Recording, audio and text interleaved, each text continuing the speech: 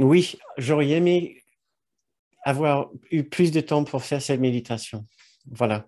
En fait, ce que je peux peut-être vous offrir maintenant, c'est de vous suggérer de faire de votre côté, chez vous, une méditation en silence où vous cherchez simplement à voir les expériences qui traversent votre esprit, à voir toutes les expériences, toutes les pensées qui traversent votre esprit et simplement essayer d'étiqueter agréable ou désagréable,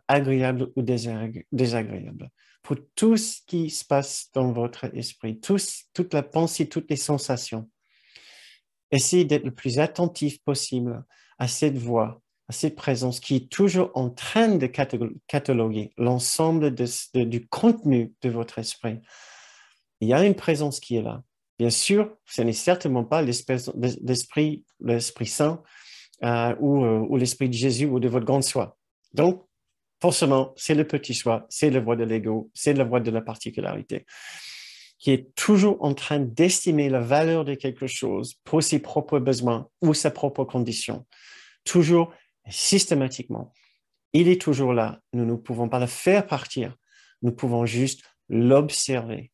Observer, observer, observer avec un esprit de plus en plus affiné, un esprit de plus en plus fin, qui sait ce qu'il fait, le petit coquin d'ego.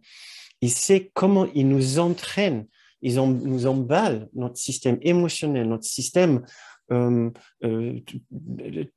psyché tout entier, à nous engager avec le monde, à croire que le monde peut nous offrir des choses que notre intérieur ne peut pas nous offrir.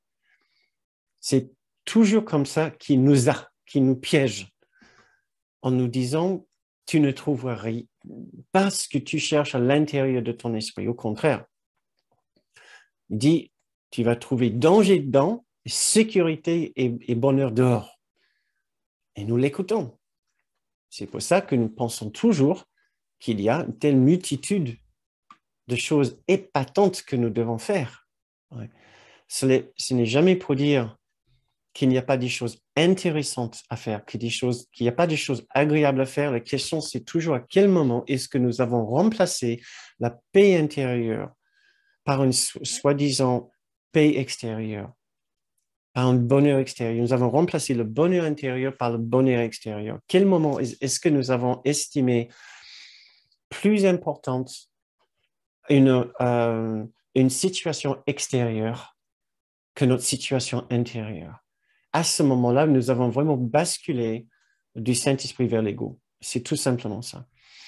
Et nous savons bien, ouais, dans la mesure que quelque chose à l'extérieur est en train d'accaparer entièrement euh, notre esprit et nos envies ou nos énergies, alors nous savons que nous avons perdu la promesse intérieure, la conscience de la promesse intérieure. Ouais. C'est pour ça que nous nous entraînons maintenant à faire plus de méditation. Ouais. C'est-à-dire simplement nous reculer à essayer de trouver en nous, en un silence de notre propre esprit, la trace de ces trésors, la trace de ces dons de Dieu. Donc,